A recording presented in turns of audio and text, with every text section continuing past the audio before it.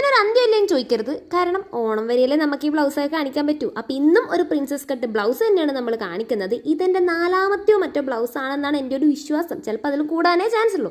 അപ്പോൾ ബാക്കിൽ ചെറിയ ഓപ്പണൊക്കെ കൊടുത്തിട്ടുണ്ട്. ആൻഡ് അതുപോലെ തന്നെ ഫ്രണ്ടിൽ നമ്മൾ ലൈനിങ്ങും അതുപോലെ ക്യാൻവാസും വെച്ചിട്ടാണ് നെക്ക് ഫിനിഷ് ചെയ്തിട്ടുള്ളത്. അപ്പോൾ ഫൈനൽ ഔട്ട്പുട്ട് എന്ന് വെച്ച് കഴിഞ്ഞാൽ കുഴപ്പമില്ല. പക്ഷേ ഈ ഒരു തുണീനെ പറ്റി കുറച്ചധികം എനിക്ക് സംസാരിക്കാനുണ്ട്. ഇങ്ങോട്ട് നിൽക്കാൻ പറയുമ്പോൾ അങ്ങോട്ട് പോകുന്നൊരു മുതലായിരുന്നു അത്. നോർമലി പ്രിൻസസ് കട്ട് ചെയ്യുന്നത് പോലെയല്ല, നമ്മളിതിനെ 3 പീസാക്കി സെപ്പറേറ്റ് ആക്കാതെ ജസ്റ്റ് 2 കട്ടൊക്കെ കൊടുത്ത് ഒരു തട്ടിക്കൂട്ട് വേയിലാണ് നമ്മളിത് ചെയ്തെടുത്തിട്ടുള്ളത്. അപ്പോൾ ഇതിൽ ഡീറ്റെയിൽഡ് വീഡിയോ നാളെ ഒരു ഉച്ചരയോടുകൂടി യൂട്യൂബ് ചാനലിൽ അപ്ലോഡ് ചെയ്യുന്നതായിരിക്കും. കാരണം ഇപ്പോൾ അത് ഡൗൺലോഡ് ആയിട്ട് അപ്ലോഡ് ചെയ്യാനുള്ള സമയം എനിക്കില്ല. ഇപ്പം ഞാൻ വിട്ട് കഴിഞ്ഞൊരു 12 മണിക്കൊക്കെ അത് പോസ്റ്റ് ആവും. 12 മണിക്കൊന്നും ആരും കാണാറില്ലല്ലോ. അതുകൊണ്ട് നാളെ ഉച്ചക്കോ രാത്രിയോ ആയിട്ട് ഞാനത് പോസ്റ്റ് ചെയ്യാവേ.